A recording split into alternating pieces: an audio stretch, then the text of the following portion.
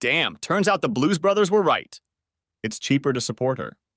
I owned my own business and she didn't work, so alimony was a given. I had two girls I loved more than my own life, so there was alimony and the pain of never seeing them. Plus, if she really wanted to mess with me, she could take half of my business in exchange for alimony. I'd end up having to survive on 30% of what I was making. I walked out of the law office depressed as hell. As usual, Charlene was 3 steps ahead of me when I caught up with her. I've been doing this for 8 months now and it hasn't hurt us. He's a damn good lover, no better, no more, just different. I don't think I could choose between you two if I had to. But think carefully before you do anything. Go see a lawyer. Your life is going to be hell if we break up, I'll make sure of that. I stared at her as she sat quietly on the couch describing my new life. Who was this woman? Surely she wasn't my wife, the woman I'd lived with for 14 years?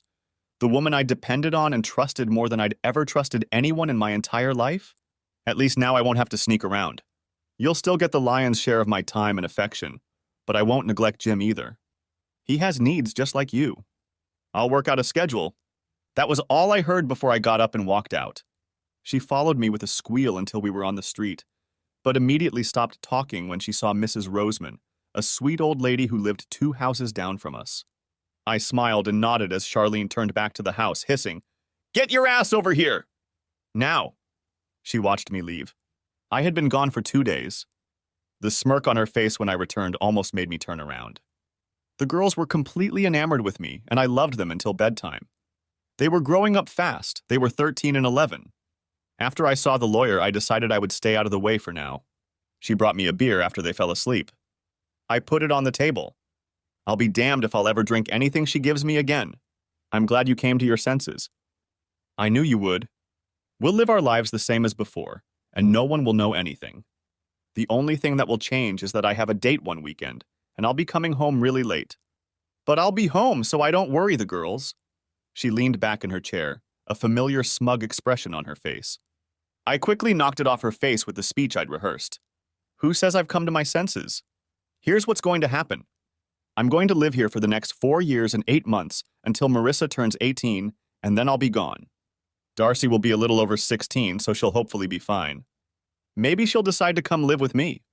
Either way, I'll be gone. I paused to catch my breath and started again before she could respond. Now sloppy seconds will be in my past. If you dumped that asshole tomorrow, I still wouldn't share a bed with you. It's gone, forever. I have a habit of not sleeping with whores, and a woman who has fun with other men while married is exactly that. I am moving into a spare bedroom and will not discuss the matter any further. However, I do not plan to remain celibate.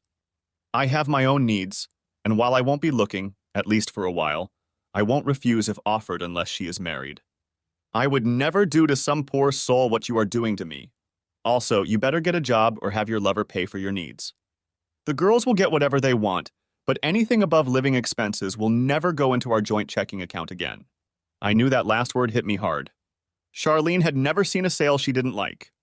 Her closets, yes, plural, contained clothes she never wore. She was gradually turning pale, but now she was furious. You asshole. I still love you and want to share a bed with you. This is just ridiculous. Things are going to stay the way they are. That's not an option. Now go get ready for bed. You know, if things don't work out with your mistress, you'll be popular at Patterson in Maine. Maybe you should think about that when you run out of play money. On the corner of this street in our small town, men would gather to find a date for the night. She ran off to the bedroom, remembering to lock the door. I waited a few minutes and opened it. She was lying on the bed with the phone in her hand. Startled, she dropped the phone and I, realizing who she was talking to, snatched it back. Hey, asshole. I have your number. I'll have your address soon. Maybe I'll track you down sometime and we can talk about what we have in common. Don't worry about me hurting you. Of course, you won't want to have a permanent relationship with her, knowing that she'll cheat on her lover at the first opportunity. He hung up and I put the phone in my pocket. She had already recovered and was about to leave when the girls showed up. They looked at the cracked doorframe and asked what was wrong. Oh, you know, that door has been sticking lately? I think it's attracting moisture somehow. I'll fix it tomorrow. And you guys go to bed. Charlene didn't utter a word. When they left, she started to go in, but I stopped her. I'll keep your phone until tomorrow. And yes, I'll be checking your account on the computer. Good night. She hissed at me as I walked away. Good luck to you. My accounts are locked up tighter than Fort Knox. You're not getting anything, asshole. I grinned, knowing she'd forgotten about the keystroke logger we'd installed on the computer as soon as the kids were old enough to use it. I locked myself in my room, activated it, and pretty soon the printer was working. I had to add paper, but I got all her emails, all her search terms, and everything she had bought in the last year. She was stupid beyond belief. Better yet, he worked for the county as a permit checker. They met when Charlene went to get a permit to build my workshop, which was code word for man cave. Whenever the estrogen in the house got too strong, I would sequester myself in it, playing pool or watching sports on the 50-inch TV. I even had cable TV hooked up. She had to come back twice when I added things, which led to flirting, coffee, lunches, and she didn't seem to fight it much. In some cases, she took the lead. I locked up all the printouts, sent the photos and videos to my personal office computer, and went to bed, falling asleep surprisingly soundly. I got up, wide awake, at least it seemed that way to the girls, and made breakfast while they chatted about school, boys, music, boys, which boy band was the cutest, and which boy band had the best songs. It all blended together, and I hardly paid attention. After all, they were too young to seriously do anything about it, thank God. Marissa, a 13-year-old girl, was starting to develop, and the boys noticed it. We let her walk with groups, supervised by one parent or the other. Of course, they would pair up, and we would let them as long as they didn't do anything stupid. We did this in hopes that when they finally reached the age to date, they would have a little experience to lean on and not do anything stupid. Darcy, or Echo as we called her, because everything Marissa said she repeated, at 11 was still too young for such outings. But we made sure they had plenty of opportunities for supervised socializing. This was all on top of sports practice, dance lessons, band and drama club. One or the other car was always on the move. They were discussing their afternoon classes when I dropped the first bombshell. Sorry, girls, I have new responsibilities at work, so Mom will be your main chauffeur for a while. Since she's not working, I'm sure she'll be able to be there for you, right, sweeties? If looks could kill, I would have been reduced to a pile of ashes. Instead, she told the girls that they might have to ride with their friends sometimes. Why? What could be so important that you would leave your children to their own devices? If you need something done, you have all morning, don't you, girls? They instantly agreed. Yeah, Carol's mom is kind of creepy and Jenny's dad is staring at us. Please, Mom? Charlene was puzzled, and she didn't relent until they left. It seems I was right. All her little dates happened during the day. Her lover had to work. She started as soon as they got on the bus. If you're thinking, that's it. That's the difference between you and me. I think, and it usually comes with a big head. Lately, all your mental functions seem to be centered in your ass. Better start using your head while you still have a chance at kids. One more thing before I go, I hooked the house up to sound and video. Get that asshole in here and it'll all be online in an hour. Damn the consequences. Have a good day. She was still trying to talk when I walked out the door. Over lunch, I watched the videos, watching her freak out, ranting and trying to find the cameras. Luckily, even I didn't know where they were. The guy who installed them for me said if I knew, I could give them away. I did manage to listen to an interesting phone conversation, though. Several, actually. The first was addressed to her lover. He's being a total asshole, baby. He's ruined our afternoon and he says he's going to pull the plug. I checked this morning and he's canceled all my cards. Our bank balance is $280 and the $200 electric bill is due today via automatic transfer. We may have to resort to Plan B. He seemed uncomfortable with Plan B, whatever it was. Before we go that route, let's give it a few days to cool off. If we drop them now, I'll be on the hook just as badly as hubby, so we won't gain anything. Obviously, that wasn't the answer she'd hoped for. So much for love, huh? You solved the problem by allowing everything? How the hell am I supposed to do that, she said. He protested loudly. I do love you, but let's be practical. If we leave our spouses, everyone will know why. We'll be broke, you don't have a job, and mine is nothing to brag about. That way, until we pull the trigger, we'll be living in nice houses. You'll have everything you want, including me. We need to take it slow. I know he's ruined your afternoon, but we could meet at lunch. It won't be ideal, but we can make it last. Where can we meet? He ditched me, so I can't pay for a motel room, and I'm not sleeping with you in your office. Let's do it at your place. Not a good idea. I can't find anything, but he says the house is wired, and if we meet here, it'll be on some amateur site in less than an hour, and I believe him. No, we just have to stop and give him a chance to calm down. Things got a little heated after that, And when they finished talking, she sat there with a confused look on her face. Perhaps the perfect life she had envisioned for herself had been stifled by reality. But I knew her, and realized that if she had made a decision, hell would freeze over before she changed it, so stubborn was she. I smiled when I checked on her later. She was sitting at her computer, having just realized I had locked her out. "Bastard!" she yelled after about 15 minutes. Bastard. She listed all the swear words. I was a little impressed. I didn't realize she knew so much. I decided to tease her a little and called her. Before she could speak, I started the conversation. "Hi, honey," I said, my words literally oozing sarcasm. "Are you having a good day?" You don't have to fiddle with your computer anymore. If your words are to be believed, I have it locked up tighter than Fort Knox. Oh, another tidbit for you. By the end of the day, your phone will be disconnected. But don't worry, I ordered you a new one. It'll be here tomorrow. I hope you like it. "You bastard," was all she had time to say before I hung up. The rest I heard through the surveillance equipment my geek buddy had set up while she was having fun with Loverboy, just after I discovered them. She smiled when I gave her the new best-in-class phone that night, and the next day I heard her rant in real time when she tried to use it. It had a safety feature designed for children, which was very helpful to me. She could only call the school, my office, my personal phone, our doctors, her mother, my parents, and 911. Any attempt to call any other number would cause the phone to disconnect for 30 seconds, after which it would reboot. She discovered this as soon as she tried to call her lover. After the phone rebooted, I called her. "Hi. I guess you've already guessed that the phone doesn't work except for preset numbers. It's kind of hard to get in touch with a sweetheart without a phone and a computer. I'd apologize, but unlike you, I'm not in the habit of lying. Now that you have a free day and half a day, I have a suggestion. Get a goddamn job. You'll need one if you want to go shopping. I'll buy the kids whatever they need, but you're on your own. Maybe you'll finally wear those clothes that still have tags on." I hung up the phone again before she started something interesting. When I got home, it was very frosty. She had a hard time controlling herself around the girls. But once she was sure they were asleep, we went to the basement where she screamed and threatened all sorts of nasty things until she ran out of breath. All I did was smirk.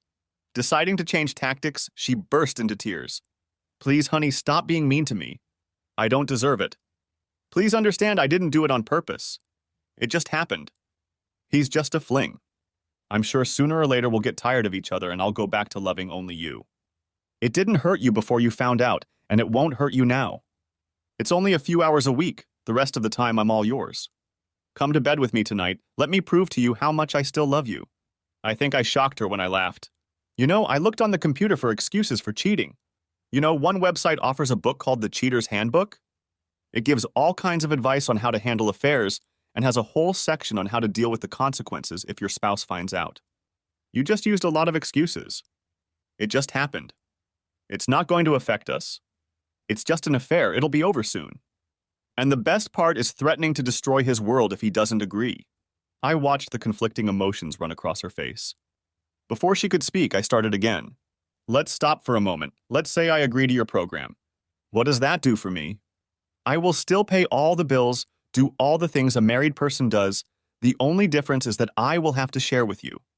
I have to say, as a businessman, that doesn't sound very lucrative to me, does it? You get to have fun with someone else and I just work and wait for you? That's not going to happen. Since you've announced an open marriage, I'll be looking. There's this really nice sales rep who comes in once a month. She's a gym rat and runs marathons. She showed me a picture of her during her last race. I think when she comes in next week, I'll take her out to lunch and see if she's interested. I know she sees my ring, but I'll just explain that we have an open marriage and you've had a lover for almost a year now. Who knows? She seems like a pretty liberal girl." I knew the jab about solids had hurt her. After having 2 kids in a few years, she was a little rounder and a lot softer than she had been when we got married. Of course, all she had to do was get off her butt and go to the gym instead of the mall. Yeah, it was bound to happen. She looked shocked. "Why? Why do you need someone else when I'm single?" "You have to understand, honey. I still love you, and the thought of being with someone else upsets me." I answered her in the same way. "I've been free for 16 years, but that wasn't enough for you, was it? Do you think I jumped for joy when I found out you were having fun with me? There's a word for guys who let their women have fun with others while remaining faithful, just as there's a name for women who have fun with their husbands. The Slut Bite Express is officially derailed, woman. Might want to think about that." I'm going to bed. At least one of us has to work for now. She was still hissing as I left. Not being a complete idiot, I knew I needed a plan, and fast, before she really started trying to ruin my life. I had an old friend, our neighbor's son, who was a bit socially awkward as a kid. We were the only guys on the street, so we gravitated towards each other and even became friends. He was mildly autistic, high-functioning, and had a bit of a knack for computers and abstract problem-solving. If anyone could find a solution to my problems, it was him. He had been developing computer games since he was 14 and had sold his first one at 16. Now he was in his 30s, still living with his mom and dad in a 10,000-square-foot mansion. His fortune was somewhere around 60 million. And thanks to the success of his new game, he was literally rolling downhill. Oddly enough, he was married to another high-functioning autistic woman who I had introduced him to a few years ago at one of the few parties I threw.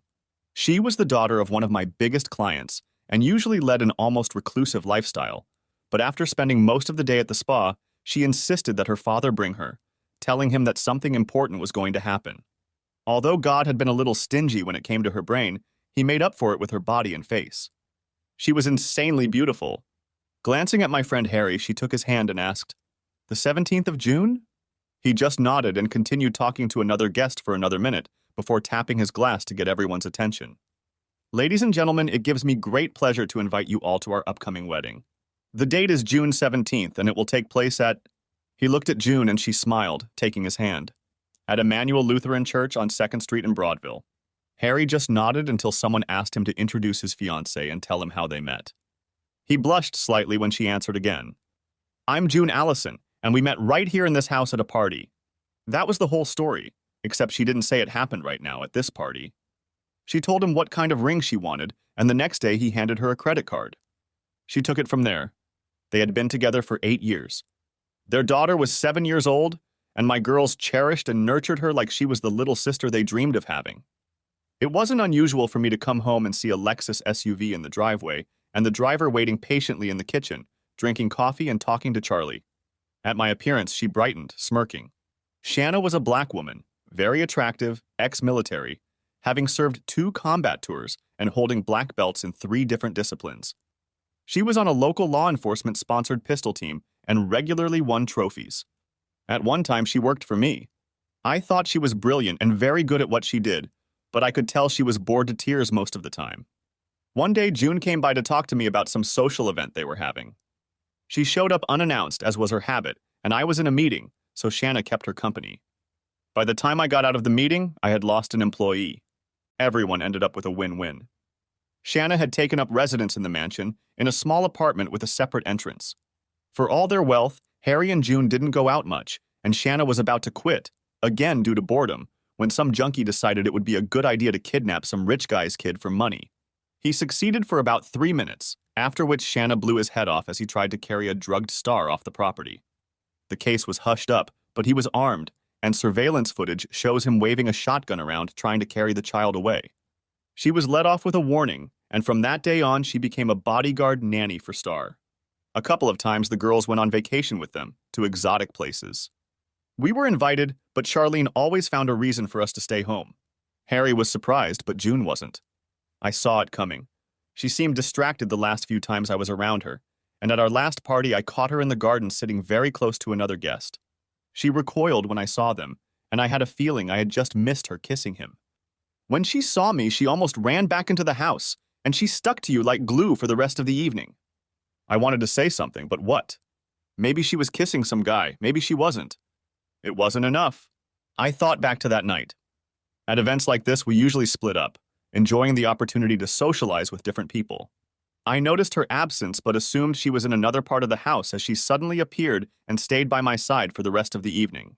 They pondered over my problem and we had a long conversation. What exactly do you want, Jack? First of all, I want my girls in my life. That's the most important thing to me. Beyond that, I want her to regret what she did. It's over between us. She doesn't realize it yet, but when she does, I fully expect things to be awful. I don't want to find myself without money and alone when the dust settles. Nodding, he asked how big my house was. They'd been there often enough to know, but he didn't ask if he had no idea. We got the house at a very favorable price.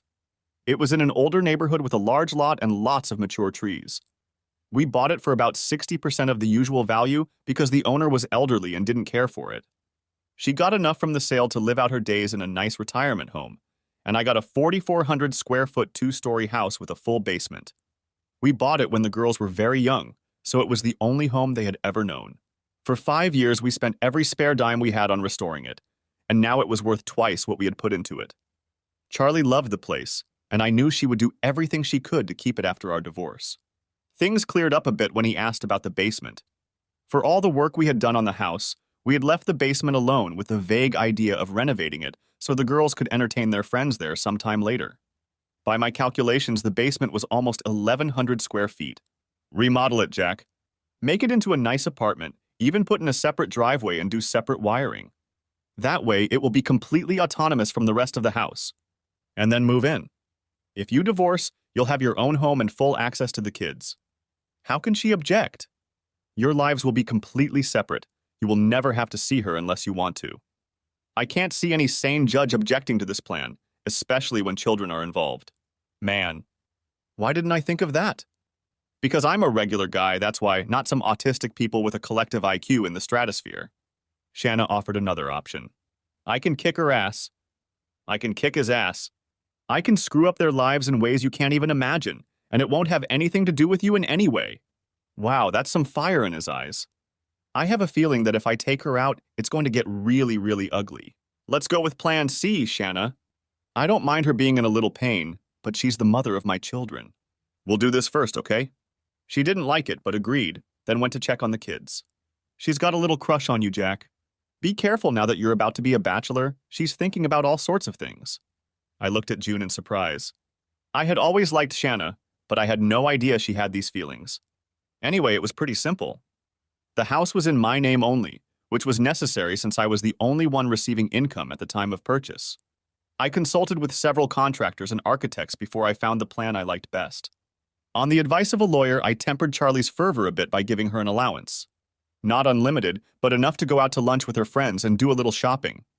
I also took her Mercedes in for repairs, installing a GPS and anti-theft system. With it, I could remotely shut off the engine from my phone or computer. I noticed that her lunches had become a bit long and drawn out. She would have lunch with friends and then slip away to a friend's house to spend an hour or two in the bedroom with her lover. The next time she drove to lunch, I followed the GPS, and as soon as she headed toward her love nest, I shut the car off. She called me in a panic. Jack, the car is stalled and won't start. I'm stuck. Where are you? She had to tell me where she was, across town from our house. What are you doing there? I was going to stop by Beverly's. We went shopping the other day and I left my bag in her car. Isn't Beverly at work? Yes, but she left the bag in the garage. I savored the moment. Try starting the car again, Charlie. I bet it'll start right up. She did, and drove about 5 blocks before she stalled again.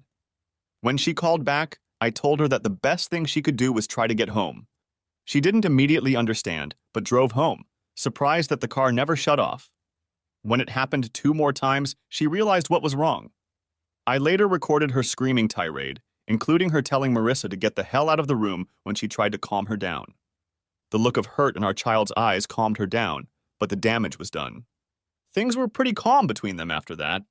When she asked about the basement, I said it was finally time to set it up for the girls. They would soon be at the age where they would need space. She took that as me agreeing with her lifestyle. Charlie spent some of her money to buy a phone I found and put a bug on it. Looks like trouble was brewing in paradise. Apparently, they were planning to leave their spouses and settle into domestic bliss in my house, with me paying most of the bills. My behavior had caused some confusion in their plans. Maybe we should call the whole thing off, at least for a while. He's not reacting the way we'd hoped, and I'm afraid he's going to do something drastic. He snorted derisively. He's just a weakling. You're holding him by the hair because of the kids. You know he won't do anything to hurt them. She sighed. Maybe not them, but us for sure. I've seen him at work, and he can be very ruthless when he needs to be. He's made my life very difficult, but he hasn't done anything drastic yet. You're a different matter. You have a very public job, you work for the county. A county official having an affair with the wife of a prominent local businessman is newsworthy. When the paper gets wind of it, you'll be on your ass before the ink is dry, and where would we be then? How would you explain it to your wife? Or have you already told her you're leaving her for another woman? There was a rather long silence. and there was a distinct note in her tone when she spoke. I thought I wasn't. Man, tell her. Before my husband does. And just because he hasn't jumped you yet doesn't mean he won't. He'll just analyze every fact he can get his hands on and hit you where he knows it will hurt the most. You better be ready, because it's going to happen. Now, I don't want to see you for at least a month. We both need to think, and I need to repair as much of my relationship with my husband as possible. If we break up, I want him to be in as forgiving a mood as possible and not going to push him too hard. He will be as fair as he can be, especially with the girls. I mean it, a month, and I'll call you when I'm ready to talk. Well, well, well. I had just been given the gift of a full month to finalize my plans. I decided to use that time wisely. The first thing I did was set up a meeting with the chairman of the county commission. He and my father had been together for a long time, not as friends, but as business partners. He figured it had something to do with my business and agreed to meet me for dinner. We met at an upscale steakhouse outside of town, and I made sure he ate well and had a few drinks before getting down to business. I'm thinking of moving my business, Fred. Hanover County has been sniffing around. They have a lot of vacant buildings that would suit my needs, and they're offering some very good tax incentives. Fred immediately frowned. The thought of 89 jobs leaving his district was not a pleasant one, especially considering that a few months ago we'd been in the papers about my expansion, which had left me needing another 30 or so employees. That wouldn't look good, especially in an election year. Why? Why would you want to do that? The county has always had a good relationship with you. I don't know what to say, Jack. With the economy the way it is now, I doubt very much we'll be able to make any concessions to you. I don't need any concessions, Fred. The thing is, I need to rezone the property to expand, and I don't think that's going to be easy, especially when it comes time to get permits. Again, why? You know, the rezoning ads have already come out, and no one has raised any objections, so it should just be a rubber stamp procedure when we vote on it. As for the permits, what makes you think you'll have a problem? Because your permit and zoning manager is sleeping with my wife, and he knows that I know. He looked like a punctured balloon. The scandal, when it broke, would be very messy. All county departments would get at least a little fallout. Our local paper had an investigative reporter who was so good that national newspapers were after him. He was like a bloodhound smelling fresh blood. He lowered his gaze to the remains of his steak and sighed. The food was a little heavy for him. Are you sure? Video and audio, including a scene where he engages in lewd behavior talking to my wife, and you can see he's in his office. Indecent behavior during work hours and on county property. What do you want? Well, his ass on a silver platter would be nice. Other than that, nothing, at least for now. I have plans for remodeling the house that need to be approved without his knowledge if possible. I'll look into it. There's probably a training seminar the county thinks he should attend. Would 3 days be enough? That would be fine, Fred. I'll wait until after the election, but then I'll burn it. You realize that, don't you? That will give you plenty of time to find an excuse to get rid of him before I start. We parted, knowing that our relationship had changed forever. From now on, he would dread waiting for me to ask to see him. Another relationship ruined because of Charlie. The seminar did take place, and I got the contractor to do all the paperwork in his name. They started the next day. Charlie didn't show much interest. I suspect she had other concerns. To her credit, she tried to rekindle our relationship. She made a long speech about how she was bored, that the kids had outgrown her, and she felt less attractive as a woman. She assured me that she made no excuses for her behavior, that she just happened to encounter a predator at a low point in her life, and that it wouldn't happen again. Really? What's going to happen in a few years when the girls grow up and go to college and start building their lives, and you're sitting here staring at four walls and bored out of your mind? You know, instead of ruining our marriage, you could volunteer at some charity organization, join a book club, or get a real job. It would have given you a purpose to put your energy into, but instead you chose a buddy for fun. How's that working out for you? I won't touch you. Our relationship is on life support, and it's only a matter of time until it dies. We won't leave with a bang, more like a whimper. I urge you to think about life after marriage. Well, at least for me, because it will happen. She ran out of the room in tears. Over the next few weeks, she became a model wife and mother. We went out as a family, even taking the kids to Disney for a long weekend. I hated it, but the girls and even Charlie seemed to enjoy it. The only time things got bad was when we went to bed. I rented a room with 2 double beds, making it clear that we wouldn't be sharing. She was already hinting at divorce when I handed her the separation papers. Knowing that a confrontation would not be pretty, I picked the girls up from school a little early and took them to the park. They were no longer infants and realized something was wrong. They also guessed it was about the other person. They just didn't know which parent was at fault. I gently explained that their mother and I weren't getting along well, and I was moving out. They burst into tears, hugging me and begging me to stay. I hugged them until they calmed down. I'm not going far away, my little ones. I could never live without you. But I'm moving out of my house and into a new apartment I built in the basement. Technically, I'll still live in the house, but completely self-contained. That's why I put twin beds in the second bedroom. It's not as nice as your rooms are now, but it will always be there for you. Here are your keys. Just please don't put them in your mother's hands. They were a little amused when I promised that on Saturday they could go shopping and decorate the room however they wanted. Since I didn't know what was in store for them, I sent the girls down to the basement when we got home, telling them to check their room and see what she needed. When Charlie met me at the door, screaming at the top of her lungs, I knew I had made the right decision. She became so loud that the neighbors called the police. On the advice of my lawyer, I never entered the house, even though it was wired for sound and vision. I showed the police officer a copy of the divorce papers when she asked what caused the argument. I quickly stopped her when I saw a flicker of judgment in her eyes. Yes, I prepared them to make sure things were going smoothly. It may or may not turn into a divorce, but my attorney advised me to do it to document the process. And while you can't ask, this is about adultery. Hers, not mine. If you don't believe me, I can show you videos and pictures. She looked at Charlie, who was turning several interesting shades of red. So what? That doesn't mean that asshole has the right to abandon me and our children. Officer, would you mind? I made her follow me around the house and unlocked the gate and the fence I'd erected. Charlie followed me and demanded to go in too, but the policeman, showing wisdom, asked her to stay outside for a moment. I showed her the apartment. She was impressed until we opened the door to the girls' room and saw them huddled together on the bed, crying quietly. They rushed into my arms and I spent several minutes soothing them. Shh. Mommy's just having a bad day.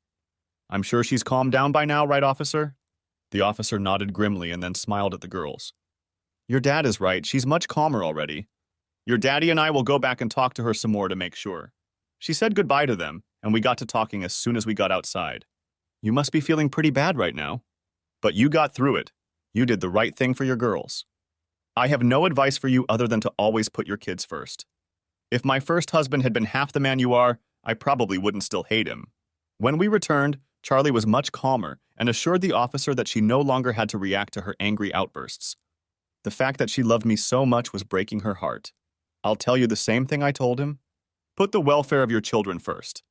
How you behave during this will determine how they look at both of you for the rest of your lives. And ma'am, this is just a divorce. It's a long way from the divorce stage. I can't answer the question of going to court to get it annulled. You need a lawyer for that. Good luck to both of you. She waved at the officer as she pulled away, then turned to me and hissed. Living room. Now. She strode into the house, and I took the opportunity to walk around the house, close the gate behind me, and go inside. I put 2 deadbolts and 3 latches on the top door. She would have to use a battering ram to get inside. It was the same on the newly installed lower door, plus I chose it for soundproofing. She could stand upstairs and scream at the top of her voice and we would never know it. The girls stayed with me until bedtime. I assured them that Mom was okay now, and as soon as they came out, I called out to her. Shut up and listen. In a few seconds, the girls will be coming through the front door. How you behave with them now may determine how close you will be in later life. So do the same thing I did. Humble yourself and think about them. I hung up the phone. The girls never called. Apparently the night went smoothly. Charlie did hire a lawyer using up the card I'd left her and got a hearing in the judge's office. She was a woman in her early 40s with tired eyes. Seeing families tearing each other apart and constantly using their children as pawns must take a lot out of a person. Mr. Sayers, why did you file for divorce? Because, Your Honor, my wife is currently involved with another man, by her own admission, for at least 9 months now. When I found out about it, she said she had no intention of ending the affair, and I would just have to live with it. Perhaps I could do that if it were just the 2 of us, but we have 2 girls, ages 11 and 13, and I wasn't sure I wanted to introduce them to this lifestyle at such a tender age. If my wife disputes any of this, I can provide you with video and audio evidence, Your Honor, all of it legally obtained. She looked at Charlie, who hung his head. Turning to me, she seemed to smile slightly. I heard you moved out of the house, Mr. Sayers. How far would you estimate you are from your daughters? 26 paces, ma'am. I remodeled our basement, turning it into an apartment. It's completely separate from the rest of the house. I have no reason to enter the house by invitation only, and my wife has the same restrictions. By invitation only. She turned to Charlie. Well, it looks like you're going to have to make some decisions, Mrs. Sayers. If you really want to save your marriage, you should reflect on your recent decisions. If this were a divorce, I would advise you to see a counselor. However, this is just a trial separation, and you can get back together at the end of it. So I don't see the point or find any legal reason to overturn it, so I wouldn't schedule it. The separation papers were duly filed, so they remain valid. After 90 days, he can extend it, revoke it, or file for divorce. I wish you both the best of luck. We were led out of the office and into the parking lot. You're really mad, aren't you? What a stupid question. Yes, but not to that extent. The thing I feel the most is sadness. I always thought the only way for us to be apart was for one of us to hold the other's hand as we walked by. Now I know that will never happen. My anger wants me to tell you that I wasted my years with you, but we have girls, so it will never be a waste of time. I was in the car before she could respond. As I pulled out of the parking lot, I looked in the rearview mirror and saw her sitting in the car sobbing. In past times, I would have hugged her and told her that no matter what happened, we would always be there for each other. Now I just sighed and turned right around. For the next 3 weeks we coexisted, her upstairs, me downstairs. Charlie got upset when the girls refused to let her into my apartment. Tried to pressure them, but they held firm. Finally, one day I knocked on her door. She seemed surprised to see me. I hadn't seen or spoken to her since the trial. Before she could speak, I gave her instructions. Follow my lead. The girls learned how to cook on the gas grill and made us dinner. So follow me and don't ruin their dinner. She obediently followed me. The girls, wearing big aprons and chef's caps they had gotten somewhere, hugged her and led her to our picnic table where we fed them herb-roasted chicken, grilled vegetables, corn on the cob, and tomato salad. They even had a dessert, a cheesecake they made from a mix. Charlie, to her credit, didn't say anything bad, complimented the girls on their cooking skills, and helped her put the dishes away. Echo showed her around the apartment, including their room. Marissa had made a habit of sleeping downstairs most of the time. Echo only stayed upstairs on weekends. I knew the apartment was much smaller than what they were used to, so as a compromise, I limited their access to the man cave. They hooked up a game system to a monster TV, and on Fridays and Saturdays they had friends over for the night, camping out on air mattresses. Mostly they were girls, but sometimes boys would come over for the evening, and a mom or two would stay with them until the boys left. Sometimes it was Charlie. Most of the time it was pizza, but every once in a while the girls would grill under my supervision, mostly hamburgers and hot dogs. But if there wasn't much, chicken or pork. Summer was approaching, school was almost out, so I splurged and bought a huge in-ground pool that made them more popular than ever. Most parents knew about our life but never commented. Some moms hinted, and one outright said she wouldn't mind getting involved. I thanked them as graciously as possible and promised to keep them in mind if I was ever without a date. It pissed Charlie off, especially when they did it in her presence. One night, after the parents and kids had left, she told me off hard. What were you thinking? That slut climbed into your lap while you were eating. Do you know how ashamed I was? Not really. Do you think it's as embarrassing as finding out your spouse is having fun with someone else and all her friends know and even provide alibis and places to further destroy the marriage? If so, I can emphasize. Also, we may have been a little close, but it was pretty crowded at the picnic table, and her daughter and both of mine were right next to us. Charlie looked shocked. For all her carefully thought-out plans, she hadn't expected to have to deal with a situation like this. Of course, it was all nonsense. I wasn't going to do anything that would serve as a weapon for her in the divorce when it came through. But it still felt good to pull her chain. I tried to avoid any contact with Charlie, though I still monitored her phone calls and videotaped her daily life. Apparently, the fact that she had 2 lovers anytime she wanted and none for 3 months kept her busy. After a while, it was funny, but in many ways, it was also sad. After her release, she often cried in her sleep. She still had her cell phone and didn't know that I had put it on a wiretap and removed the restrictions from her regular phone. I remember the shock on her face when the telemarketer called her, and she hurriedly called everyone she could remember to make sure the phone was completely serviceable.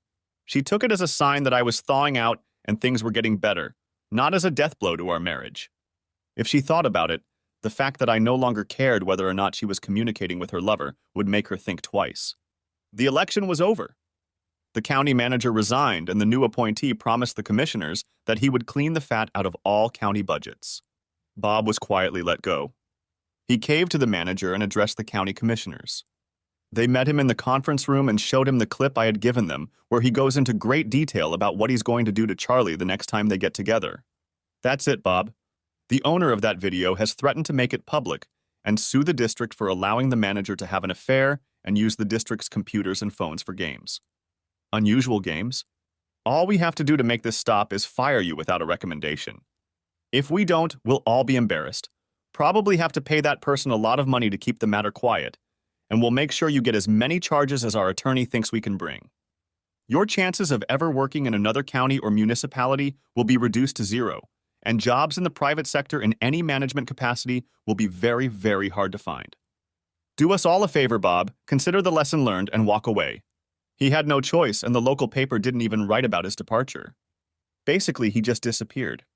Charlie called me, wavering between anger and remorse. Did you have to do that? He has little kids. How is he going to support them?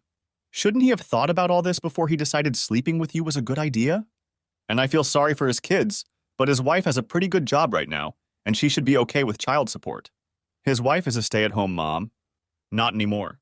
I think she has an accounting degree, and a local company hired her pretty quickly. I hear it's a pretty good job. Who would hire a man who hasn't worked in 6 years and give him such a good job? Me, said I before hanging up. Bob's wife was a chubby, pretty woman with a perpetual smile on her face. It took me shattering her world to finally knock the hubris off of it. What am I going to do now? This was the only income we had. How am I going to take care of my kids? Her oldest was in school, and the 3-year-old was busy trying to climb on top of me while I tickled her. You're going to go to work for me. Rumor has it I'm not a bad boss. Even if you don't want to, I'll help you. It's not my fault he betrayed your marriage and put you in this position, but guilty or not, I feel responsible. This offer doesn't commit you to anything. My kids are older and already know, but it still affects them deeply. I'm doing my best to minimize the pain, but I can't take it away. That's in case you want to leave, of course. If you want to support him, I will pray for you. But I have to tell you that it all seems too smooth and practical for this to be his first time. I thank you for your patience, and I apologize for the information I had to give you. If you decide to get a divorce, I can help you with the proof. I left her, trying to hold back sobs as she hugged her daughter. She called me 3 days later. In a tight, controlled voice, she told me that he wasn't going to tell her he'd been fired or that it was all about cheating until she threw it in his face. I thought he was going to hit me, so I smirked and told him, "Go ahead." The bruises will make it easy for him to go to jail and for me to get a restraining order. I told him it would be a fitting end to a horrible situation. He ran out and I haven't seen him since. But he doesn't have the money because I cleared all the accounts the same day you told me what was going on. And it wasn't done out of spite, well, not much anyway. He has 2 young children and they have needs. I wasn't going to let them lack anything because of his mistakes. I have enough money to live on for 3 months. Is that job offer still on the table? She started work the following week. I was thrilled to see how nimble she was, and we agreed that she would be in the office half the time and work from home the rest of the time. This helped her tremendously when it came to childcare issues. My staff were not idiots, and when Charlie's picture disappeared from my desk and the girls and I appeared in its place, they understood and even expressed cautious condolences. All but one. Misty despised Charlie because she thought Misty was trying to hit on me and made a huge scene at the company party. Misty left in tears, and I kicked Charlie's ass the next morning when she sobered up. Looking back, I realize it was right after she started having an affair with Bob. Transmission, I guess. If she was spinning it, I was spinning it. I threatened to cut Charlie off from work for a month, financially, before she came to the office and apologized to Misty. Misty accepted, and they hugged to show there were no hard feelings. I was able to see most of their faces, and the pat on the back looked like they were looking for a soft spot for a knife. She walked into my office, smirking. I just found out. You can fire me if you want, boss, but I'm glad. You're too good a man for that bitch. You didn't notice it, but she was always so damn cruel to women when you weren't around. We're gonna split the cards on who goes after you first. I never told you, but I worked as a dealer at a casino on the coast when I was a student, and if I get my hands on the cards, those sluts don't stand a chance. I like romantic movies, French food, and long, slow massages with warm, aromatic oils. Misty was a trim redhead, confident, and knew how to dress to get noticed without violating office standards. She was 12 years younger than me, in a serious relationship with a nice guy who I assumed she would marry sooner or later. I had already promised to walk her down the aisle and pay for the honeymoon, within reason. So I knew she had no serious intentions. I shocked her by responding with joke after joke since we were alone. I guess I'll go along with that. I've always wondered if your rug matches your curtains. Her hand flashed to her mouth and she giggled, running to the door. Turning around, she looked me straight in the eye. It would have fit, but I took the carpet off, deciding I liked smooth floors better. If you don't believe me, ask Jerry. I promised her that would be our first topic of conversation the next time we were together, and listened as she laughed all the way down the hall. It made me grin the rest of the day, and I wasn't as serious as I used to be. The other ladies noticed this, and Misty must have blabbed because every time I got moody or angry, one or the other would say something to lift my spirits. I realized the situation was out of control when our 60-year-old secretary told me she was from a different generation, and how I felt about shaggy wool rugs. Charlie was despairing, climbing the walls, alone, no lover, no husband, no outlet except for lunches with her friends. And after I nearly ruined her best friend's marriage by telling her husband that his wife had let Charlie use their house to continue the affair, neither of them would even talk about her situation, and damn sure wouldn't pander. The husband let it slip, and the remaining friends were on thin ice when it came to Charlie. A month later, I opened the door and saw Charlie on her knees, begging me to just talk to her. I mulled over about 20 very cruel responses before opening the door wide and walking into the living room. She followed me in a few seconds, looking around warily as if fearing an ambush. Beer? She nodded, and I took the glass and poured her one. She tasted it and examined the glass closely. What's this? It's real Bock, imported. If you don't like it, I have a few other varieties you might be interested in. Have you turned violent? I glanced at my watch. There were 3.5 minutes left before she'd managed to piss me off. No, I didn't turn into a lush. I've decided to choose quality over quantity. That and sipping beer rather than consuming it. It usually takes me about 2 weeks to go through a 12-pack. I'm afraid to say it has taken its toll on the girls. If you were to look in my refrigerator, you would see that sodas, root beers, and exotic fruits are the most popular. What about you? Have you started drinking more wine? I knew from the cameras that she drank almost a bottle a night, much more than when we lived together. She blushed, surprising me with her candor. Yes, it helps me get through the lonely nights. But I realized that and started drinking less. Why would you be lonely? A boy in love is officially semi-lonely. Why not go out and play? Scratch an itch, so to speak. She looked shocked. Doesn't it bother you? No more than when you did it when we were still living together. At least you're legally separated, and he's in the process of getting a divorce, so the embarrassment will be much less. She lowered her eyes in what I hoped was shame. We haven't been together for a long time. I knew Bob had been gone a long time, taking a job in a small county half a state away. His salary was about 2/3 of what he made here, and child support was calculated from his former salary. Paying it every week was very hard. If she wanted to play, one of them would have to drive at least 3 hours. Besides, she said, I know you know a lot more now than you're admitting, so I'm sure you realize he's off the hook. Honestly, just thinking about being with him again makes my stomach churn. If I had the chance to do it all over again, I wouldn't give him the time of day. He wasn't even close to worth what he cost me. He didn't cost you anything, Charlie. You're the one who gained so much money when you threw him in my face and threatened to take everything away from me if I didn't agree to let you continue. She wheezed, the little sobs threatening to turn into big ones. For some reason, this made me angry. Stop it, Charlie. All the tears in the world won't fix the situation. You must have come here for a reason. What do you want? She looked up, a surprisingly determined expression on her face. I want one thing. You. I want you to come back. I want you to snuggle up to me, stroke my ear like you used to, and tell me everything's going to be okay. I want you and the girls to be with me, wrapped up in blankets on this big couch, eating popcorn and laughing about the movie we're watching until they fall asleep, each snuggled up against one of us. I want to feel loved again, not empty and hollow, just marking the days. I know my promises mean nothing to you right now, but I beg you to give me a chance, a fresh start, to make amends. That little speech must have knocked her out pretty hard. She sighed, standing up. Think about it for a while. I don't expect an answer right now. Before I go, will you give me a hug just for a second? Charlie looked lost and miserable, so I hugged her and let her cry on my shoulder for a few minutes. Finally, she pulled away, thanked me, and left. I sat on the couch for another long time until Marissa came in and asked where dinner was. I pointed to the menu posted on the corkboard near the refrigerator. Pick one. She must have called Darcy because she came downstairs and had a long discussion about Chinese food, fried chicken, pizza, or hamburgers before settling on a Creole dish. You can call your mom and see if she wants to join us. If you want to, of course. Darcy ran upstairs and returned 10 minutes later, Charlie trailing behind her. They argued until I reminded them that if they didn't call soon, it would be too late. They decided to take it and left, returning with a movie they had rented and asked if we could watch it at the man cave after dinner.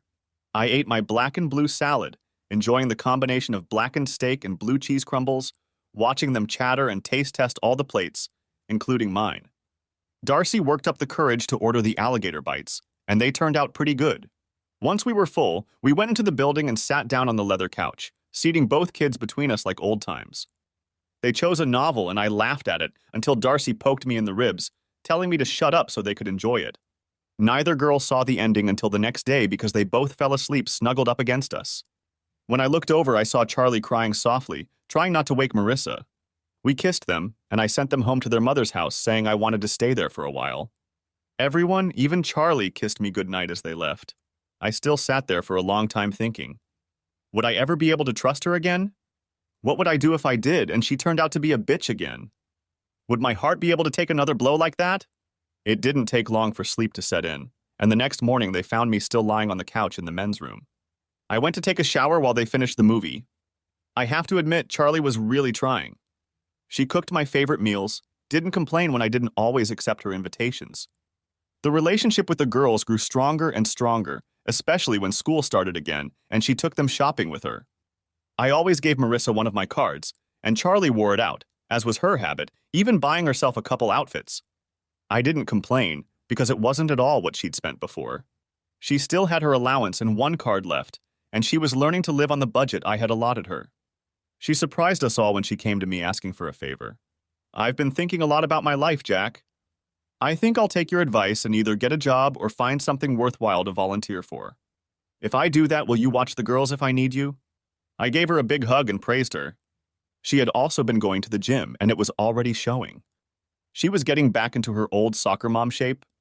I always praised her for her progress, even giving her extra money for workout gear and a few new outfits. Charlie took a volunteer job with a major charity organization, helping to prepare events from fun runs to formal balls and dinners. For the first 2 or 3 months, it was mostly daytime events, usually on weekends. Most of the time, one girl or the other went with her, sometimes both. Sometimes I went with her as well, which she seemed to enjoy. As the weather got cooler, they moved to more enclosed areas where the activities were held mostly at night. I went to some of them with her.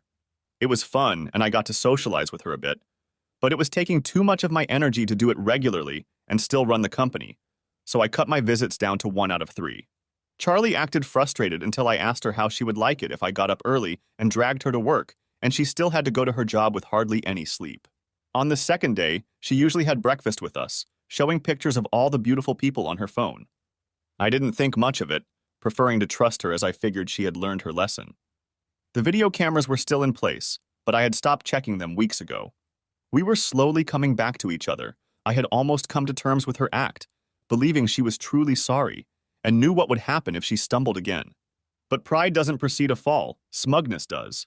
One day, June called me and asked me to bring the kids over for the weekend, myself included, if I wanted to. Charlie had a 2-day event, so we kissed her, wished her luck on her project, and even invited her to come to their mansion and spend the night. She declined, saying she'd be too tired to drive the extra 35 miles, told us to have a good time, kissed us goodbye, and waved until we were out of sight. Harry and June met us at the door. You're just an idiot when it comes to women, Jack. You know that, right? Shanna is furious because she sent you all kinds of signals when the trouble with Charlie started and you never responded. I know that with your old-fashioned sense of honor, you wouldn't even touch another woman until you were divorced. But she doesn't understand why you didn't just let Charlie go. If I did, I'd be just as bad as Charlie. Besides, I did everything with the children in mind and couldn't afford a hint of scandal if I had full custody. How are you getting along with Charlie? Much better. She doesn't stay at home now. She plays sports, is much more conservative about money, even volunteers for a major charity organization. I still haven't moved in with her, but we stay overnight sometimes. I have high hopes for the future. Harry sighed and June didn't make eye contact with me. We need to talk, Jack, after the girls are tucked in for the night. That ruined my mood for the rest of the evening. The girls didn't notice that I was quiet, and after dinner, rushed off to watch a movie in their 32-person media room. We went into the bar, a room furnished like a Western-style saloon. He brought us each a couple of beers and June a glass of wine, which she favored. I tasted it, expecting something exceptional for $600 a bottle, but in my opinion, it tasted the same as the $20 stuff. We sat sipping it. I knew it was best not to rush them. They would get to what they wanted to say in their own time. Finally, June began. You do know that we contribute heavily to several charitable organizations, right? Especially since most of it we can write off. We'd rather give money to an organization that can really improve the world than let the government waste it. And Charlie has approached us several times about her new position, and we've always sent a nice check. I suddenly realized I wasn't going to like where this was going. We sometimes go to events for these charities, something like the Show the Flag event. Their reasoning is that if we support them publicly, it might affect others. About a month ago, we attended a black tie dinner for $1,000 a plate, with all proceeds going to charity. Charlie was there backstage, coordinating everything. She was busy and we didn't get a chance to talk. I don't think she even realized we were there. The evening was almost over, the tables had been cleared away, and the band had set up those who wanted to dance. We were just about to leave when I saw her again. Look, she showed me a picture of Charlie in a dress I'd never seen before, and there was a guy next to her. David Duncan, June said, answering an unasked question. He's pretty well off. He goes to these events hoping to make a fortune, and he likes to seduce married women. He's very good, Jack. He even tried his tricks on me once or twice, but then he gave up. I took advantage of the facilities, went back to Harry, showed him the picture, and we sort of blended into the scenery, which isn't that hard in a crowd of 500 people. The men all dressed in tuxedos, the women in dresses. We got a few more pictures, all in inappropriate poses, some worse than others. That's why we wanted you here. This is not our life, but you are one of our oldest friends, so we decided to tell you. What you do with this information is up to you. We just didn't want you to make the same mistake again. Most couples would never have spoken up, following some obscure belief that the bearers of bad news shouldn't get involved, and then, when things went to hell, would have pounced on you with sympathy and support. However, these people were true friends, and the slight change in their way of thinking made them speak up now to give me information and time to think about the choice. If there was a way to reconfigure the rest of the world to their way of thinking, it would probably get a lot better. I nodded, sinking into thought. The first betrayal had hurt me badly, but this, after everything we'd been through and all the promises she'd made, had hurt me deeply. Without a doubt, our marriage was over. The emotions hadn't had time to subside yet, so I thanked Harry and June, bowed out, and went to bed. I figured I'd be up half the night, but when my head touched the pillow, I passed out like a light. My eyes opened at 6, and I lay pondering what I should do. The divorce was back on, no doubt about it. I would call the lawyer on Monday and get into action. I didn't know when I'd tell Charlie or the girls about it, but I wasn't going to waste much time. It was time to move on. I'll go my way, she'll go hers. I'll live in the basement until Marissa graduates, and maybe Darcy will come with me when I move out. If Charlie had any common sense, and judging by her actions, there was very little, she would have agreed, for the girls' sake, if not more. But then again, she wasn't known for being malleable. Time would tell. We spent the next 2 days watching the girls have fun, although we participated in the activities as well. June decided she wanted horses, so they built a barn with 6 stalls and filled it to capacity. I was a little apprehensive about such huge animals, but the ones they acquired were known for their intelligence and gentle disposition. Harry discovered he was allergic to horses, so June, Shanna, the girls, and I got in the saddle and spent a pleasant morning walking around the neighborhood. June had booked a picnic in the gazebo by their favorite pond, a body of water that might as well have been a small lake. Harry met us there with fishing rods, and I bowed out, fishing for a few hours before heading back. The pond was well stocked, and we both believed in the catch and release principle, so we enjoyed the fight the base gave us, and then as gently as possible, removed the hook and sent them back to grow up for the next bout. While we were fishing, we talked business. I owed my company to Harry. He and June had insisted I start it, all because of something I had done for June out of the goodness of my heart. June suffered from dry skin, not horribly, but enough to be uncomfortable at times. One random comment got me thinking. I was a civil engineer and specialized in water systems for multi-story buildings, office, industrial, residential, or mixed use. After pondering her problem, I went to Mankawi when it was still just a workshop and built what we called the wall.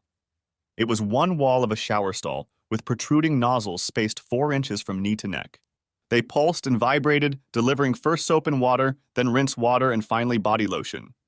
This allowed for simultaneous washing, massaging, and lotion application, a versatile means of keeping clean. A side effect was that when a woman was washing her hair, leaning over the vibrating heads hitting strategic spots, it was a very pleasant sensation. The water pressure and temperature, the intensity of the vibration, and the warmth of the lotion were controlled from a small touchscreen computer on the shower door, with 6 programmable settings for each member of the family. We didn't mention it in advertising, but there were a couple articles in women's magazines touting the feeling of cleanliness it provided. Harry let me install a prototype for June, and she liked it so much that she showed it to her friends, after which women started coming over to shower with it. Eventually, Harry wanted his bathroom back and told them to buy their own. June called me with 7 orders that needed to be delivered as soon as possible. I shocked her by telling her that I didn't have the time or inclination to do more, that it was just a nice gesture for my friends. This led to a long conversation about how much the build had cost me, and was it secure? Harry immediately lent me his attorney to get the patents and drew up the articles of incorporation for the LLC company. We rented a small industrial building, and I hired 2 guys to help build the ones for June's friends. We installed each wall in the custom bathrooms and got rave reviews. All of their friends were rich, which was good because they weren't cheap. It wasn't a case of keeping up with the Joneses, but rather keeping up with the Gateses and the Buffets. Harry and June loaned me $500,000 to get me started, and things took off from there. For the first 2 years, we worked only on word of mouth and writing in magazines. We ended up installing them for many actors, sports figures, singers, and writers, even 2 former first ladies. 5-star hotels started installing them in luxury suites. One former NFL quarterback was so impressed that he asked me to build a portable unit and put it in his former team's locker room. It stood there for 2 months until the coach removed it to stop fights over who was next. My company built a very large unit that could fit 5 people at once and installed it in every locker room of all the soccer teams in most colleges, then hockey players, basketball teams, just about every major sport that required muscle. Harry was shrewd enough to make sure the lawyer got international patents, and we sued companies in France and Portugal, eventually getting their assets, and Harry wanted to go global after the divorce. So they figured out how to shield the company from Charlie's influence. That was fine with me. I wasn't angry enough to ruin her life, but angry enough not to reward her. In fact, after talking to the lawyers, I sold the company to Harry, making a nice profit after deducting the debt. I was still working there as a manager for a very good salary. Everything was very transparent, and in the divorce, I intended to offer her 60% of our assets in exchange for any other claims, such as alimony and child support. I had already calculated how much it would cost with my new salary, and each week I deposited that amount into an escrow account for final division, to be used if the kids needed anything. I gave her a house, $800,000, after the girls turned 18, so they would have a roof over their heads, and agreed to pay all the utility bills until then, unless she remarried. My lawyer told me I was being too kind, but when I told him I was thinking of the girls, not Charlie, he shut up. In the end, the deal left her with the house and $2.6 million. It would have been hard for her to refuse. She did say no. I watched on security cameras as she was served, as she sat down at the dining room table to open envelopes. The first contained a divorce petition, the second a picture of her and her new lover. I left her a little note. I was ready to forgive you, Charlie, thinking you had learned your lesson and would never stumble again. I guess I was wrong, huh? I'm offering you a very lucrative deal, Charlie, and you'll come out of it smelling like a rose. Just sign the papers and we'll both move on with our lives. No need to fight for custody. We'll share it jointly until they reach adulthood.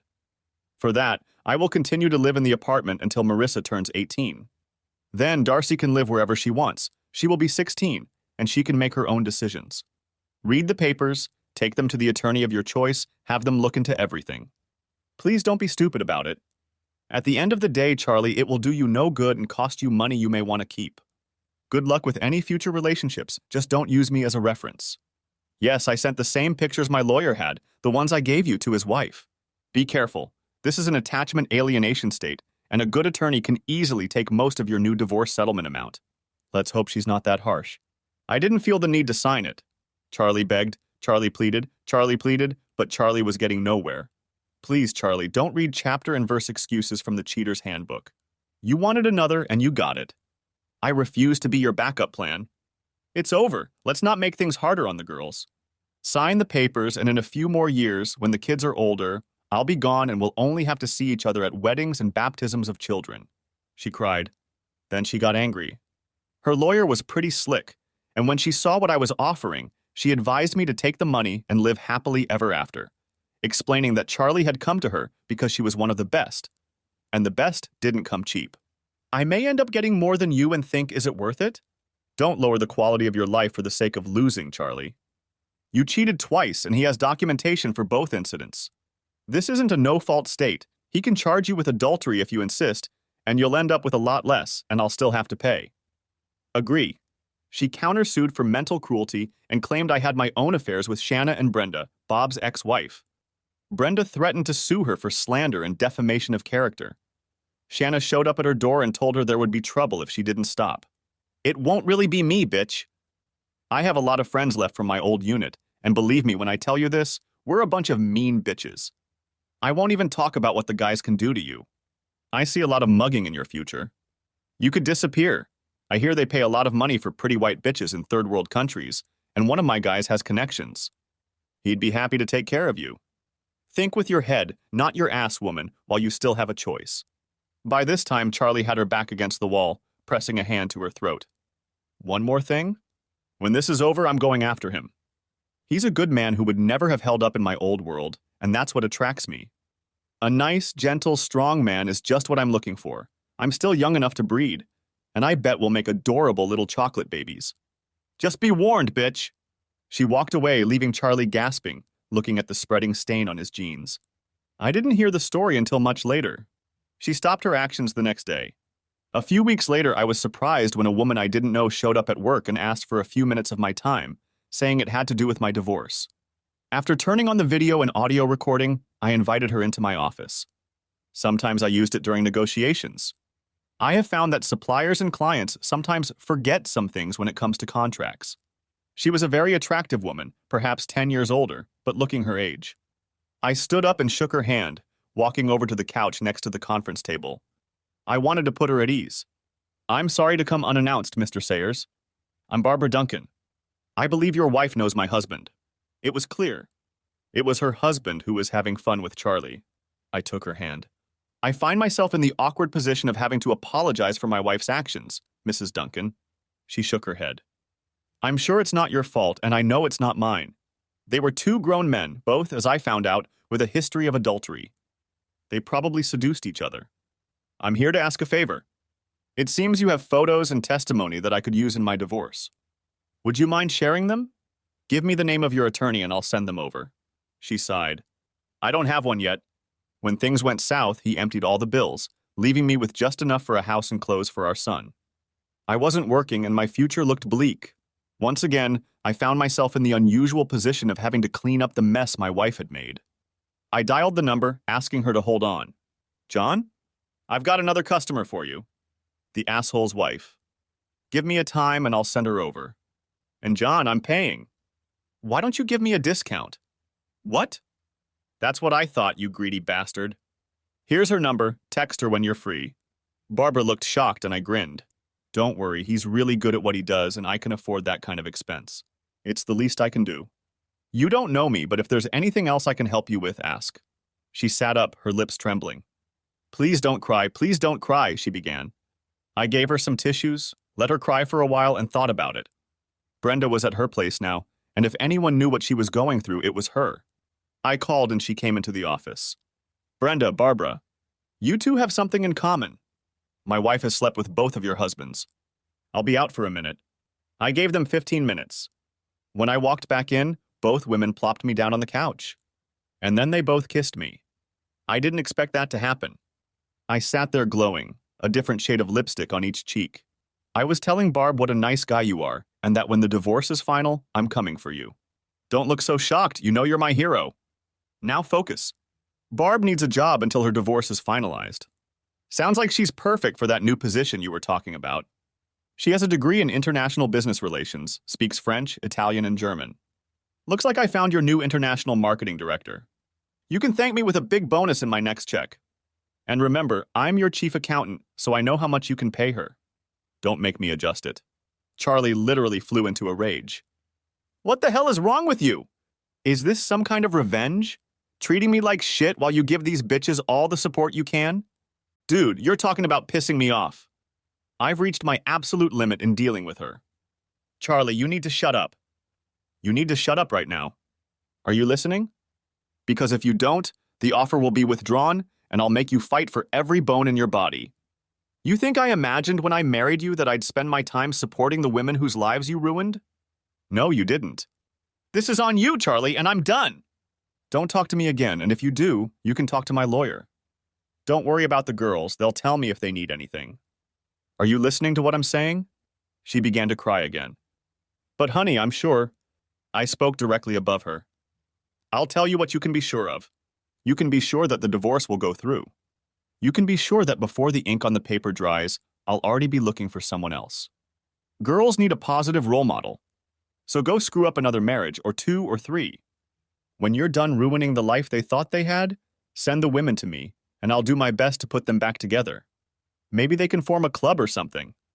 I'm sure they'll let me be an honorary member. Lord knows I have experience. Goodbye, Charlie, and I mean that literally. I guess my rage startled her because she backed into a corner, eyes wide, and didn't make a sound. I didn't even close the door when I left. The girls hated it. I tried to shield them, but somehow they found out. They didn't see their mother for 3 weeks until I talked them into a weekend away. She's still your mother. She hasn't betrayed you, and she still loves you. I'm sure not seeing you is killing her. I know it's going to be hard, and if you don't want to stay after a while, come back. Do it for the family. Darcy, her 11-year-old eyes looking ancient, sighed. We'll go.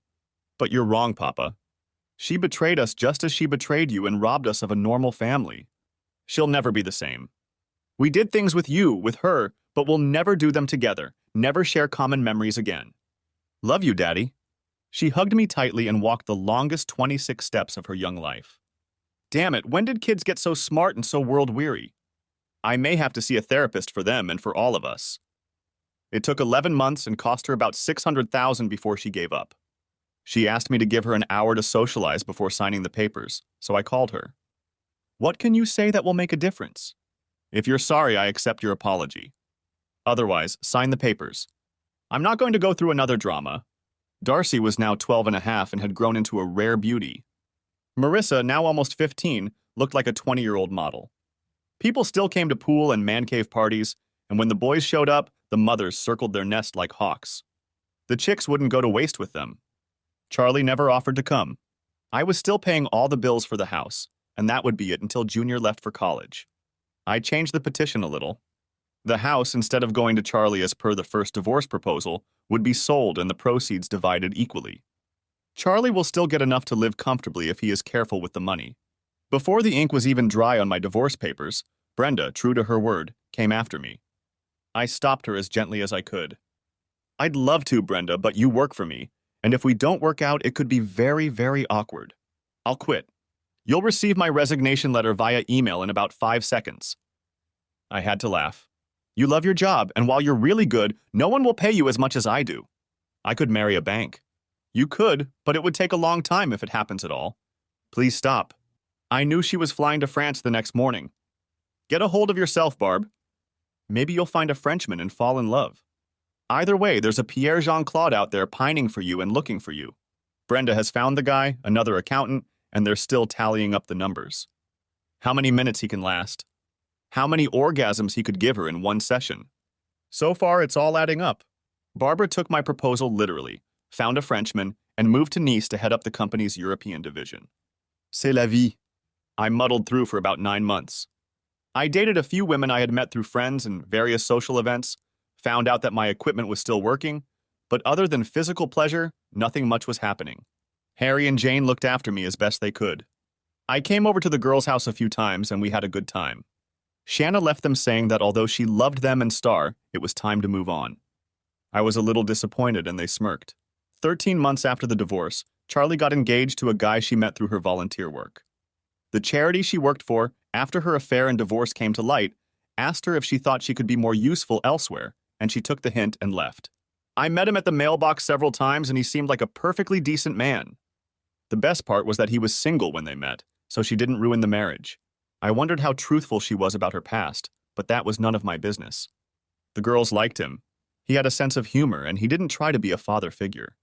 Sometimes he took them to the movies or to a restaurant while their mother worked. Strangely, I didn't feel threatened and was glad they were adjusting. One day they came home sad, and over the course of the evening it all came to light. Josh was out of their lives. He had broken off the engagement. I asked if they knew why. Really, Dad? It's Mom. What do you think happened? I'd gotten used to it enough that I didn't shake with disgust when confronted by Charlie, could talk to her politely, but didn't encourage her. I'd long ago removed all the surveillance equipment because it was no longer my business, but admittedly, I was tempted to turn it back on when Josh showed up. Was she still making the same faces and noises she'd made during our intimacy? Had she started trying harder with him? Thankfully, I didn't give in to temptation. 17 months after the divorce, I came home and saw an old friend sitting on my couch. Shanna was in town and had stopped by to see the girls. Marissa was 16, I bought her a milestone car, and she was telling her about it. I didn't expect her to choose a four-wheel drive Jeep, but it was much safer than most of the cars the teenage girls wanted, so I agreed. She and Darcy were very popular at school, and they always had friends underfoot, and this way their opponents could travel together. I thought later that her choice had a lot to do with Shanna. When she was younger, the latter drove a car very similar to the one she had chosen. Darcy jumped up to me. Daddy, guess what?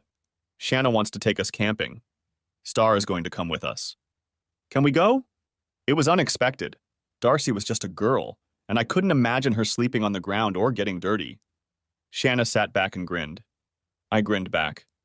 I haven't seen you in almost 2 years, and this is how you came back? Kidnap my kids and leave me abandoned? Her grin grew even wider. You can come over. In fact, I'll probably need some help. Darcy is allowed 2 girlfriends, Marissa 2 and Star 2. Managing 9 girls between the ages of 10 and 16 may be beyond me. I doubt there is anything you can't handle. You organize them like a military camp. I don't think you'll have any trouble. Come with us, Daddy. We'll need someone to carry things and cook meals. You don't expect us to do that, do you? I mean, we'll be on vacation.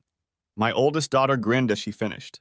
I went off to order pizza while they sat over Darcy's laptop looking at expensive camping gear. I had a feeling it was going to cost me a tidy sum. Shanna stopped by every 2 or 3 days right up until the trip to check on what they had bought and if they needed to take it with them. She had them dismantle and put up 3 tents until they learned to do it blindfolded. Star was often with her, already showing that she had inherited her parents' brains and her mother's looks. I hadn't spoken to Charlie in months. She'd had a few men over, and she always sent the girls to my place on the nights she had dates. I couldn't escape the thought that she wasn't much of a role model right now, but the girls were pretty cool about it. One day she called and wanted to talk to me about girls. My alarm system went off. This couldn't have been good news. I met her at the front door. She went straight to what was on her mind. Stop turning my girls against me. I'm sick to death of hearing about Shanna. She can do this, she can do that, she blah blah blah. It took me a second to find my voice, and a little more to calm down enough to sound reasonable. At first I laughed. And this is coming from a woman who's had a whole parade of lovers in the last few months? You think girls are stupid enough to think you've been playing backgammon all night? Damn, what a hypocrite you are, Charlie. But you know what? I tried to stay out of your business, Charlie, so stay out of mine. You look like shit. The expression rode hard and got wet comes to mind. Get your ass back to the gym, get your hair done, take care of yourself, at least for the girls. Anything else on your mind? Well then have a brilliant day and leave me alone. I walked away from her shocked, and what made it even more cake decorating was that just then Shanna pulled up. There was clapping from the girls who jumped outside when they saw Shanna pull up. It was amusing to watch Miss Super Control blush. Why did you do that? I smiled. Because I've always wanted to, and believe me, it surpassed all my fantasies about you. Honestly, I wanted to do it for the shock of some people. And I'd really like to try it again, to make sure that the feeling I had wasn't just a one-time thing. They went out bringing salads, and I put their steaks and baked potatoes on plates. After dinner, they hurried back into the house, leaving me to deal with the mess. I checked and rechecked everything on the list Shanna had given me. How could something that took so long to coordinate be fun? Shanna put Star and her 2 friends in her four-wheeler, Marissa put her 2 friends in hers, and Darcy and her buddies in hers. It was pretty crowded. Me? I was driving one of the support trucks, with the back piled high with gear. A support vehicle, according to Shanna. It took 4 hours to get there, but it was worth it. We were completely isolated. It took 30 minutes to get to the bathhouse. If they had to go sooner, they would have to imitate a bear. Shanna took command, handing out orders, and 4 tents grew out of the ground. I was instructed to put the food into bear-proof containers, which did not make me feel warm and fuzzy.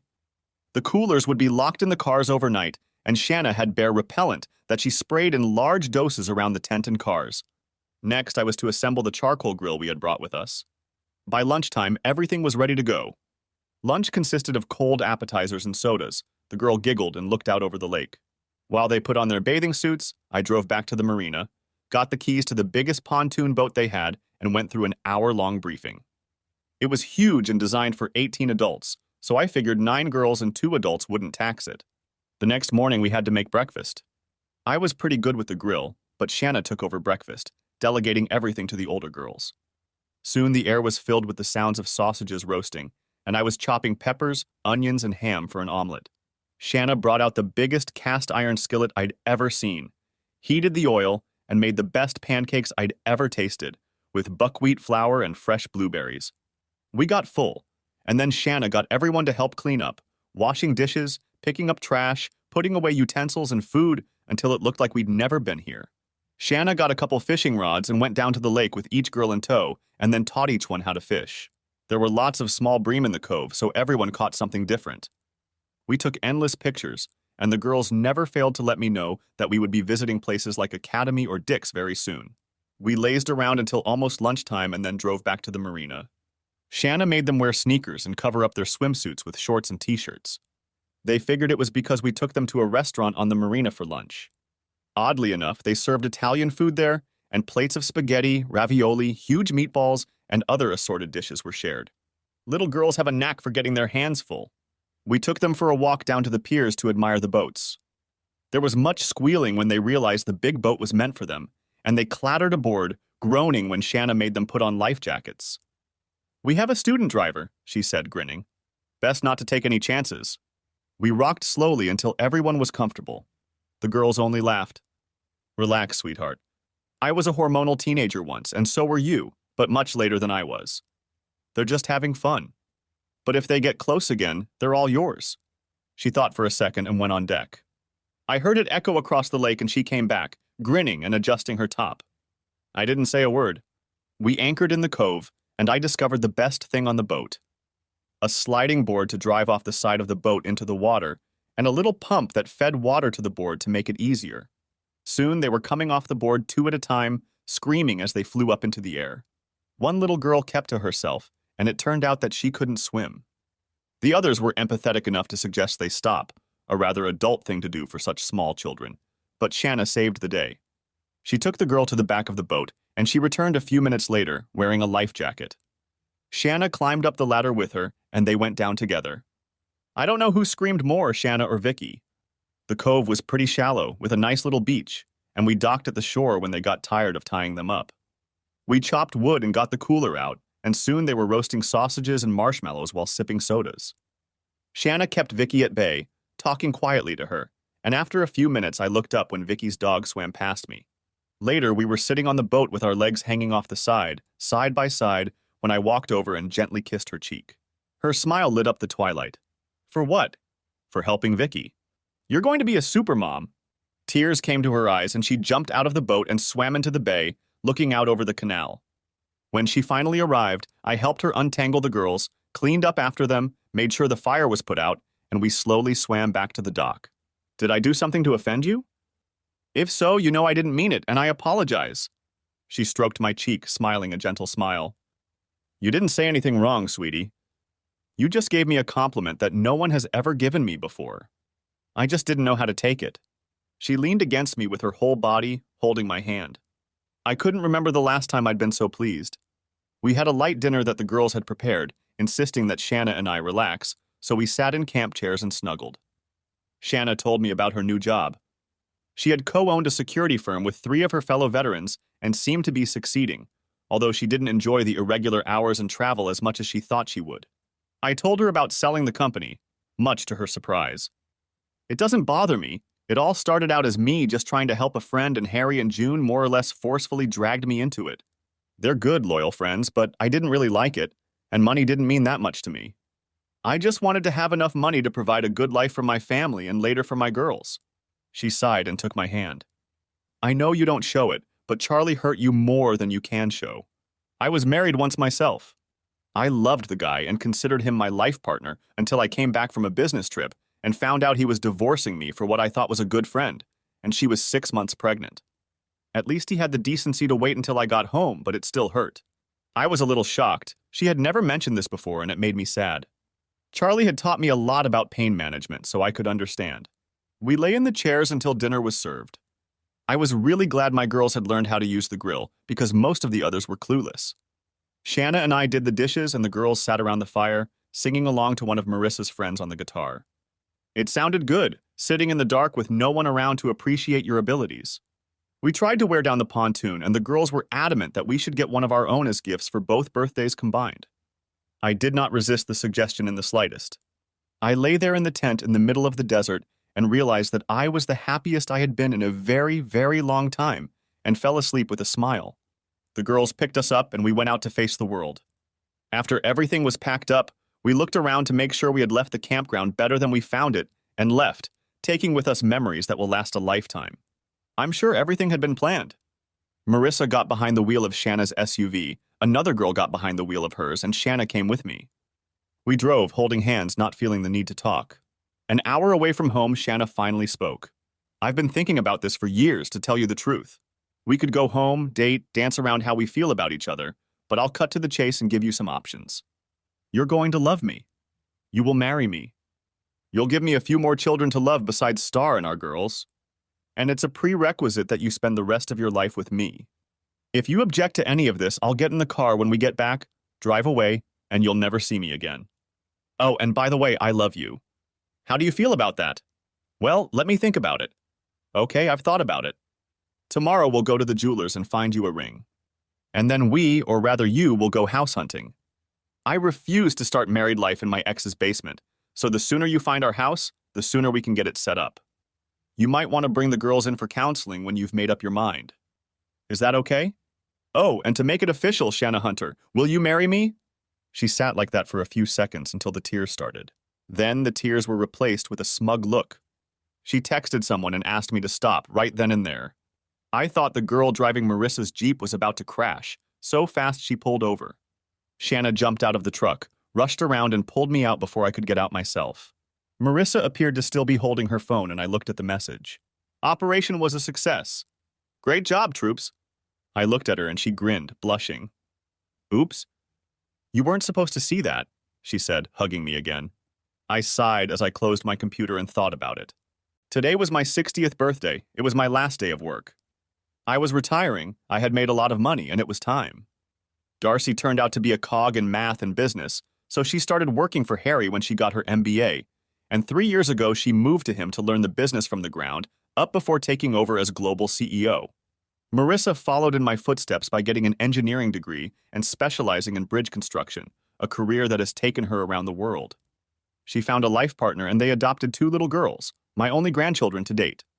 Darcy was still married to her work, although she seemed to have become very close to an engineer she met through her sister.